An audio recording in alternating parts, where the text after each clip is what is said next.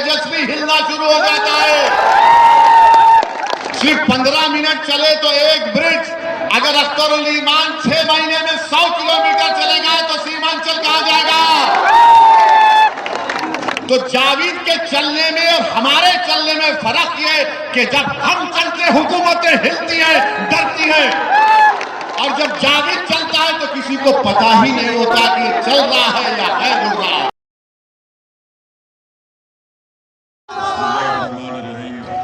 अस्सलाम वालेकुम व रहमतुल्लाहि व बरकातुहू।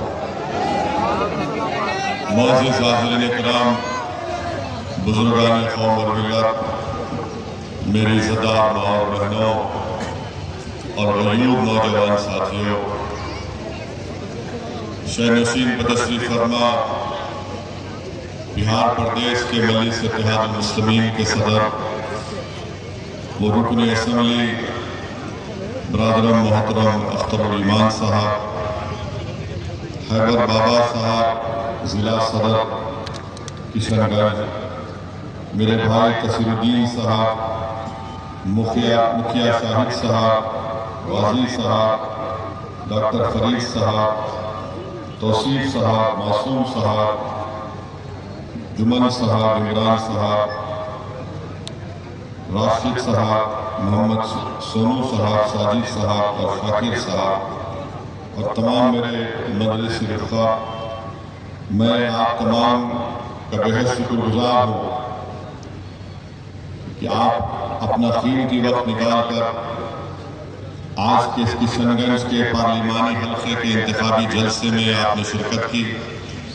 मैं आपका बेहद शुक्रगुजार हूँ और इतनी बड़ी तादाद में आपका यहाँ पर जमा होना अल्हम्दुलिल्लाह हम तमाम के हौसलों को बुलंद भी करता है और इस बात का पैगाम सारी दूसरी पार्टीज को, उनके उम्मीदवारों को देता है कि इंशाअल्लाह ताला अब की बार किशनगंज में एक नया इनकलाब पैदा होगा जिसको आप पैदा करेंगे और आप यहाँ से न जावेद को कामयाब करेंगे, न मास्टर को कामयाब करेंगे, बल्कि इस बार आप तमाम मुत्तहदा तौर पर एक काबिल और एक मेहनती और गयूर अख्तरुल ईमान को अपना नया मेंबर ऑफ पार्लियामेंट बनाकर सीमांचल के इंसाफ के लिए आप दिल्ली को रवाना करेंगे।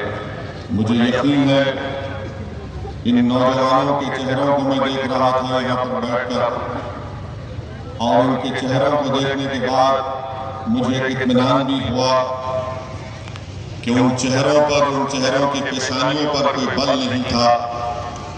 वो मुतमईन है और साथ ही साथ वो बेचैन है 26 तारीख के लिए, क्योंकि नौजवानों आप जानते हैं कि सीमांचल की इंसाफ की लड़ाई अगर किसी ने शुरू की तो मजलिस इत्तेहादुल मुस्लिमीन ने शुरू की। यकीनन मरहूम तस्लीम साहब ने अपनी ज़िंदगी में इस काम का आगाज़ किया था, मगर मजलिस इत्तेहादुल मुस्लिमीन ने सीमांचल के इंसाफ की लड़ाई को अपनाया। हमने बिहार में अगर अपने सियासी सफ़र का आगाज़ किया तो सीमांचल के इंसाफ की लड़ाई से हमने आगाज़ किया। लफ्ज़ सीमांचल न राजद बोलती थी, न कांग्रेस, न जेडीयू, बल्कि मजलिस इत्तेहादुल मुस्लिमीन ने सीमांचल की नाइंसाफी की बात की। तो मैं आपको ये बात बताना चाहता हूँ कि आपने जो सियासी शऊर अपने आप में बेदार किया, आज से 2 या 3 दिन पहले जब नरेंद्र मोदी पूर्णिया को आए तो उनको भी हालत मजबूरी में सीमांचल बोलना पड़ा। तो यकीनन हमने पहली कामयाबी हासिल कर ली। हमने इस इलाके को सीमांचल के नाम से जब पुकारना शुरू किया, अब हर पार्टी सीमांचल के नाम से भारत का ये सबसे पसमानदा और पिछड़ा इलाका है और इसकी इंसाफ की लड़ाई उसी वक्त मुकम्मल हो सकती है जब आप अपने वोटों से एक मुतहरिक और फाल और एक ईमानदार और मेहनती शख्स को किशनगंज से अपना एमपी बनाकर दिल्ली को भिजाएंगे। आपने जावेद साहब को मौका दिया और आप जानते हैं कि मौजूदा रुकने पार्लिमान ने किशनगंज की जनता के लिए, किशनगंज की आवाम के लिए, माँ और बहनों के लिए कोई काम नहीं किया। और आज भी कांग्रेस पार्टी के पास किशनगंज में कोई दिखाने के लिए कोई चीज नहीं है।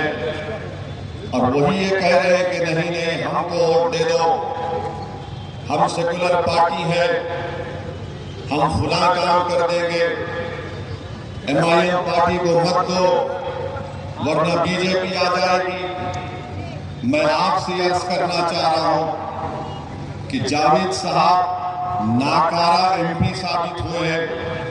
ये मैं नहीं कह रहा हूं, कांग्रेस पार्टी की एक जलसे में कांग्रेस के कुलहीन सदर जनाब खड़गे साहब बैठे हुए हैं और उनकी मौजूदगी में साबिक़ा रुकन असेंबली तौसीफ साहब ने जनता के सामने ये कह दिया कि जावेद साहब आपने किशनगंज की जनता के लिए काम भी नहीं किया और आप कहीं पर भी नजर नहीं आए। बिल्कुल सही बात है,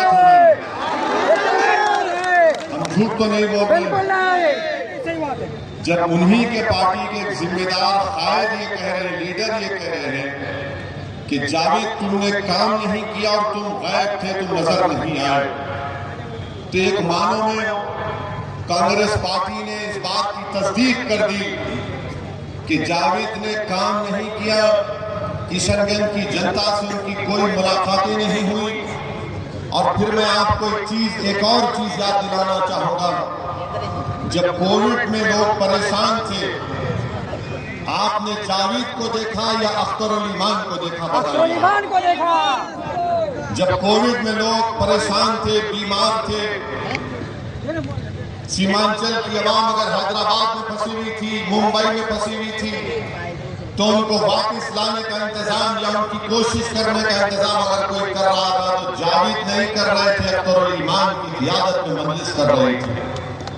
मेरे अजीज दोस्तों और बुजुर्गों, जब तौसीफ साहब ने खुद ये कह दिया कि जावेद नाकारा है, तो बहादुरगंज की जनता का काम ये है कि वो अपने वोट को जाय होने से बचाएं, अपने वोट को इस्तेमाल ना करें जावेद के लिए, क्योंकि याद रखिए अगर आपका वोट जाय होगा तो खुदा ना खास्ता इसका फायदा बीजेपी और JDU को हो सकता है।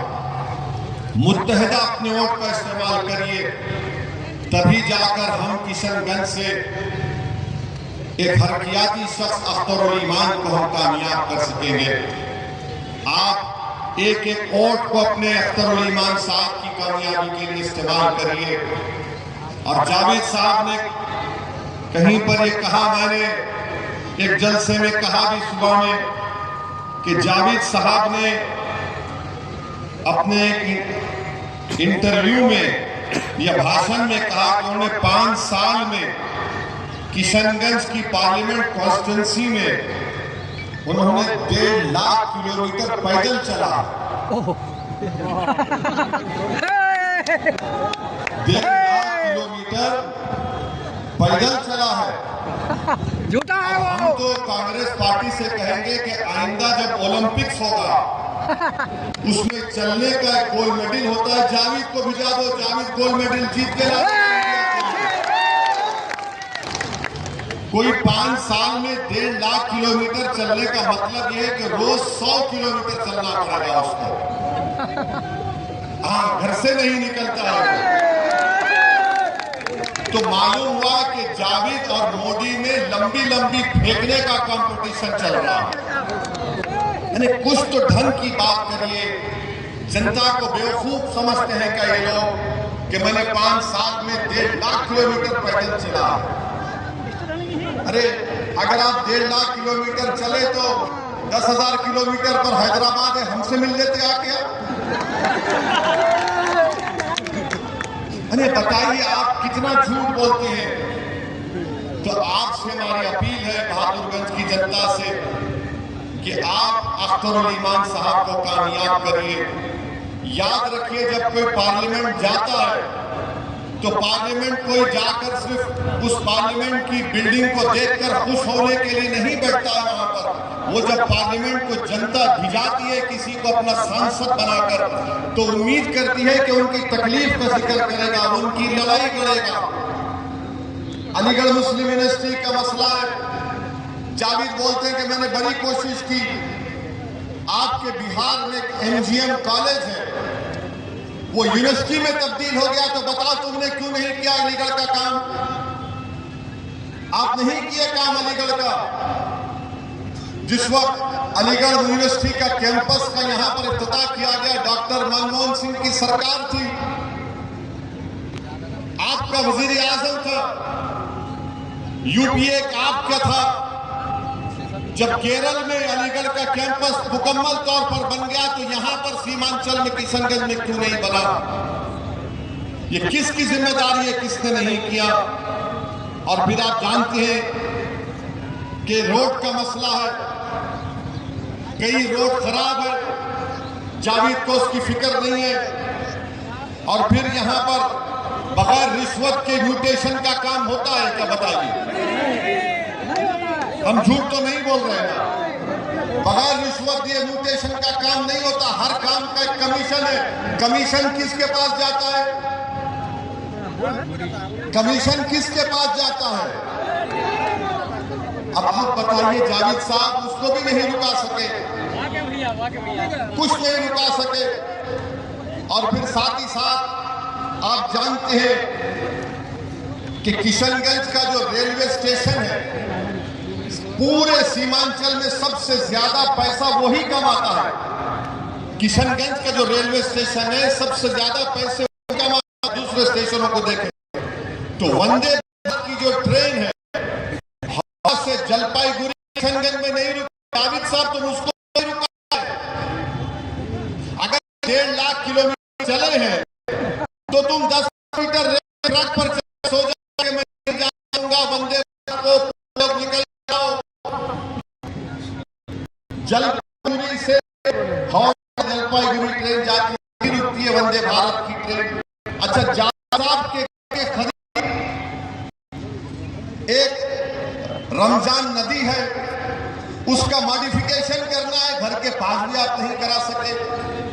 आपके घर के करीब है, आपने वो काम नहीं करवाया। और मेरे अजीज दोस्तों और बुजुर्गों, किशनगंज जिला बना 1990 में। किशनगंज जिला बना 1990 में। इस जिले में एक लाइब्रेरी नहीं है, एक लाइब्रेरी नहीं है। आप कैसे एमपी को वोट डालेंगे जो एक लाइब्रेरी नहीं बना सकता अपने पार्लियामेंट कॉन्स्टिट्यूंसी में? अपने घर के करीब रमजान नदी का मसला है, नहीं करवा सके। कई गवर्नमेंट के कॉलेजेस नहीं है, अस्पताल नहीं है। 5 साल में जावेद साहब ने क्या निशांद्रा घाट के ऊपर ब्रिज बनाया? क्या मटियारी के ऊपर ब्रिज बनाया? नहीं बनाया। जावेद साहब ने बनाया है, बनाया। हम सही कह रहे हैं ना? फिर आप जब ये यहां कह रहे हैं, तो फिर 26 तारीख को क्या करेंगे? अब आप देखते जाइए, बहादुरगंज के बच्चे भारत के कोने कोने होटलों में जाकर मजदूरी करते हैं, बर्तन साफ करते हैं, उसकी भी इनको फिक्र नहीं है। अच्छा, सुरजापुरी को एनेक्सर 1 में जावेद साहब ने लाया? सुरजापुरी को एनेक्सर 1 में जावेद साहब नहीं लाए, जबकि तेजस्वी और नीतीश को उन्हें सपोर्ट कर दिया कांग्रेस पार्टी ने। अरे तुम सत्ता में थे 2 साल, नीतीश ने 2 साल के बाद मारी थी ना, तुम 2 साल में करवा लेते, वो भी नहीं करवाया। अच्छा ये बताइए, बहादुरगंज को अनुमंडल का मौका दिलाया जावेद ने? बहादुरगंज को 25 साल आपका कि इसको अनुमंडल की मांग की गई है। आप सत्ता में कांग्रेस, मगर आपने बहादुरगंज को अनुमंडल का भी मौका नहीं दिलाया। तो मेरे अजीज दोस्तों और बुजुर्गों, बहादुरगंज में बहुत काम करवाना बाकी है। मैं मानता हूं इस बात को कि जिसको आपने मजलिस के नाम पर वोट दिया, वो छोड़कर भाग गए। भागने वाले भाग सकते हैं, मगर एक बात का यकीन कर लो, आप असदुद्दीन ओवैसी को अल्लाह जब तक जिंदा रखेगा, मैं किशनगंज और सीमांचल की लड़ाई लड़ता रहूंगा। कोई मेरे साथ है ये मैं आपसे वादा कर रहा हूं। अब जावेद साहब का एक अगर देखिए, जावेद साहब जो है बोले कि हर दिन एक दिन 100 किलोमीटर चले। मैं और अख्तर ईमान साहब 1 साल पहले कौन सी जगह थी अख्तर? खरखरी भरभरी में हम लोग 15 मिनट नदी में चले। कितनी देर चले? 15 मिनट। मैं अख्तर भाई चले पूरी जनता के साथ, सिर्फ 15 मिनट। तेजस्वी के पेट में इतना दर्द हुआ कि अब ब्रिज का काम शुरू हो चुका है। तो जावेद इसको चलना बोलते, जब हम चलते हैं तो तुम्हारा तेजस्वी हिलना शुरू हो जाता है। सिर्फ 15 मिनट चले तो एक ब्रिज, अगर अख्तरुल ईमान 6 महीने में 100 किलोमीटर चलेगा तो सीमांचल कहां जाएगा? तो जावेद के चलने में और हमारे चलने में फर्क यह है कि जब हम चलते हुकूमतें हिलती हैं, डरती हैं, और जब जावेद चलता है तो किसी को पता ही नहीं होता कि ये चल रहा है या है उड़ रहा है। तो मेरे भाई, चलने में फर्क है। जब एक मर्द मोमिन चलता है तो बातिल खापता है, जब कमजोर चलता है तो बातिल बोलता है अपना है, इसको जेब में डाल लेंगे। तो इसीलिए हम आपसे अपील कर रहे हैं कि 26 अप्रैल के दिन अपना एक वोट सीमांचल के इंसाफ के लिए, किशनगंज की तरक्की के लिए, विकास के लिए, यहाँ के नौजवानों के अच्छे मुस्तकबिल के लिए हम आपसे अपील कर रहे हैं कि अपने वोट को जाय होने मत दीजिए।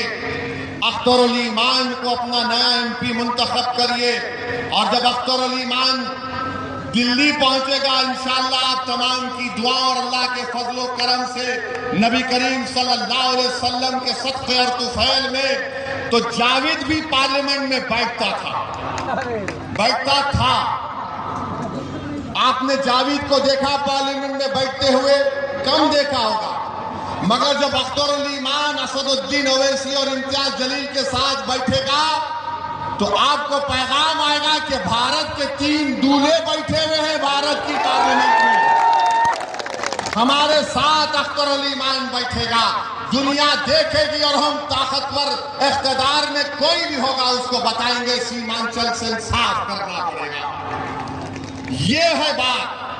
पार्लियामेंट जाना और बैठना नहीं, पार्लियामेंट में जब जाकर बैठते हैं तो सत्ता में मोदी हो या कोई भी हो उसको डर लगना शुरू हो जाता है। अरे ये 2 मंजलिस के MP हैं, मगर पार्लियामेंट के दरो दीवार को अपनी सच्चाई से हिला देते हैं। तो मैं आपसे अपील कर रहा हूं, अब के बार 2 नहीं 3 जाएंगे इंशाअल्लाह ताला। जाएंगे ना 3? आप तमाम अख्तरुल ईमान को अपना MP बनाकर कामयाब करेंगे बहादुरगंज से इंशाअल्लाह। अल्लाह आपके हौसला रज़म को बरकरार रखिए। हमारे इस भाषण के बाद आज शाम से शुरू हो जाएंगे जो हमारी सफों में जो अबू जहल, अबू लहब, मीर जाफर और मीर सादिक के जानशीन हैं, वो अभी से शुरू कर देंगे। ए अख्तर और असदुद्दीन ओवैसी के जज्बाती बातों में मत जाओ, बीजेपी को हराना है। मेरे भाई 2019 में क्या यहां से JDU जीती या कांग्रेस जीती? बताओ। अख्तरुल ईमान को आपने जो भी वोट दिया नहीं दिया आपका फैसला था, मगर अब की बार आपको अपील कर रहे हैं कि अख्तरुल ईमान को यहां से अपना MP बनाइए। 10 साल हो या 2019 से 2024 का रिकॉर्ड उठाकर देख लो आप। ट्रिपल तलाक का कानून आया पार्लियामेंट में, क्या जावेद ने मुखालिफत की या असदुद्दीन ओवैसी ने मुखालिफत की? बताओ। CAA का काला कानून आया, कानून के बिल को असदुद्दीन ओवैसी ने फाड़ा या जावेद ने फाड़ा? बताओ हमको। UAPA का कानून आया जिसमें नौजवान सड़ रहे 5-5 साल जेल से, कांग्रेस पार्टी ने अमित शाह के बिल की तारीफ की। किसने मुखालिफत की? असदुद्दीन ओवैसी और इम्तियाज जलील ने मुखालिफत की। मेरे भाई, ये मजलिस ने काम किया। आखिरी पार्लियामेंट का सेशन जो जनवरी में हुआ, नरेंद्र मोदी ने कहा कि 22 जनवरी की अहमियत क्या है। जावेद बोला या असदुद्दीन ओवैसी बोला बाबरी मस्जिद जिंदाबाद, बाबरी मस्जिद जिंदाबाद। मैं चैलेंज कर रहा हूं जावेद को और ये मास्टर को, तुम अपनी जबान से सिर्फ बाबरी मस्जिद बोलो जनता के सामने किशनगंज की। तुम में हिम्मत है बोलने की? नहीं बोल सकेंगे, डरेंगे, कांपेंगे, इनकी रूह निकल जाएगी, इनको दिखेगा मलकुल मौत सामने खड़ा है। किसने पार्लियामेंट में खड़े होकर कहा सुनो बाबरी मस्जिद जिंदाबाद, बाबरी मस्जिद जिंदाबाद? 300 बीजेपी के एमपीज के सामने पूरी पार्लियामेंट में सन्नाटा हो गया। ये क्या कह रहा? मैंने कहा सच्चाई को बयान कर रहा हूं, जब तक जिंदा रहूंगा सच को बोलूंगा, जालिम को देखकर अपनी जबान पे कॉम्प्रोमाइज नहीं करूंगा। जमीर का सौदा करने वालों का नाम मजलिस इत्तेहादुल मुस्लिमीन नहीं है। तो मेरे अजीज दोस्तों और बुजुर्गों, हम आपसे अपील कर रहे हैं 26 तारीख के दिन एक तारीख आपको लिखना है और अपना एक और सीमांचल और किशनगंज के तरक्की के लिए आपको पतन के निशान पर बटन दबाना पड़ेगा। अब आ जाइए मास्टर पर, अब मास्टर पर आ जाइए। इनका नाम मास्टर मुजाहिद है ना? मास्टर क्यों बोलते? मास्टर क्यों बोलते हैं इनको? मगर इनका मास्टर कौन है? इनका मास्टर कौन है? इनका मास्टर कौन है? जोर से बोलो। इनका मास्टर मोदी है। जिसका मास्टर मोदी हो और मेरा और तुम्हारा मास्टर अल्लाह है, तुम किसको और दोगे? नहीं, अल्लाह के नाम के लिए मास्टर कह रहा, वरना बोलेंगे ये मजहब को लेकर आ रहे। इनका मास्टर मोदी है। और फिर हर बीजेपी वाला कह रहा है हम मोदी के परिवार के हैं, बोलते हैं ना, बोल हर बीजेपी वाला बोल रहा है हम मोदी के परिवार के हैं। मास्टर मोदी के परिवार का है, याद रखो। मास्टर मुजाहिद मोदी के परिवार का है और अख्तरुल ईमान किशनगंज के गरीबों के परिवार का है। मास्टर मोदी के परिवार का और अख्तरुल ईमान किशनगंज के गरीब और मजलूमों के परिवार का। जो मोदी के परिवार का है वो ट्रिपल तलाक का कानून लाएगा। जो मोदी के परिवार का है वो सीमांचल से इंसाफ नहीं करेगा। जो मोदी के परिवार का है, मोदी ने कह दिया कि सीमांचल में घुसपैठी घुसते हैं। घुसपैठी कौन है? आप तमाम घुसपैठी मोदी ने कह दिया, क्योंकि ये मोदी के परिवार का है। CAA का कानून NPR NRC से आएगा। अब ये मास्टर जाकर बोल रहे हैं ज्ञान बांट रहे हैं। नहीं नहीं नहीं, CAA का कानून सिटीजनशिप देने का है, देने का नहीं है। मास्टर तुम्हारे बाप को सामने लाकर दिखाओ, हमसे बहस करो, बोलो। सिटीजनशिप का कानून से NPR NRC का ताल्लुक है। CAA का कानून सिटीजनशिप के कानून से उसका ताल्लुक है। और याद रखो मास्टर, अगर NPR NRC होगा तो किशनगंज की किसी गवर्नमेंट की बिल्डिंग पे तुम्हारा नाम लिखा जाएगा और कोई बीजेपी संगी जाकर कहेगा कि मास्टर के नाम पर मुझे एतराज है, तो मास्टर आपको अपने दादा का बर्थ सर्टिफिकेट लाकर दिखाना पड़ेगा। दिखाओगे तुम? नहीं दिखा पाएंगे, कोई नहीं दिखा पाएगा। क्यों मोदी NPR NRC करना चाहता है? हम तमाम को शहरियत से महरूम करना चाहता है। ये बीजेपी JDU के लोग, ये मोदी परिवार के लोग हैं। हम गरीबों के और मजलूमों के परिवार के लोग हैं। याद रखो, आसाम में NPR NRC हुआ, सुप्रीम कोर्ट के बोलने पर 20 लाख लोग के नाम नहीं आए, उसमें 2 लाख मुसलमान थे। मैं नहीं कह रहा हूं, आसाम का मुख्यमंत्री हेमंत बिस्व शर्मा कह रहा है कि जो मुसलमान नहीं है उनको CAA कानून के तहत भारत की शहरियत दी जाएगी। और वो 2 लाख मुसलमान क्या करेंगे? वो फॉरेनर्स कोर्ट ट्राइब्यूनल में अपना मुकदमा लड़ेंगे। तो मेरे अजीज दोस्तों और बुजुर्गों, इसीलिए हम आपसे अपील कर रहे हैं कि 26 अप्रैल के दिन किशनगंज में आपको तारीख मनाना है। डरने और घबराने की जरूरत नहीं है। हम अगर जीत कर जाएंगे इंशाअल्लाह ताला तो 10 साल हमने बराबर फिरका परस्तियों के खिलाफ हमने वोट दिया है। हमने फिरका परस्तों का साथ नहीं दिया है, बल्कि जब नीतीश की हुकूमत बनी उस वक्त स्पीकर का इलेक्शन हुआ तो अख्तरुल ईमान और हमारे तमाम एमएलएस ने राजद का साथ दिया था ना अख्तर भाई स्पीकर के इलेक्शन में, डिप्टी स्पीकर के इलेक्शन में। मगर मैं क्यों कह रहा हूं अख्तरुल ईमान को कामयाब करो मेरे भाई, आपकी आवाज कौन बनेगा? क्या तुम जावेद को अपनी आवाज समझोगे, मास्टर को अपनी आवाज समझोगे, या अख्तरुल ईमान को तुम अपनी आवाज समझोगे? फैसला करो, बताओ तुम्हारी आवाज कौन होगा? अख्तरुल ईमान होगा या जावेद होगा या फिर मास्टर होगा? अख्तरुल ईमान आपके दिलों में छुपे हुए जज्बात को अपनी जबान पर लाकर बातिल ताकतों के ऐवानों को हिलाकर रख देगा और कहेगा सीमांचल से इंसाफ होगा, किशनगंज से इंसाफ होगा। 5 साल में ये कुछ नहीं बोल सके,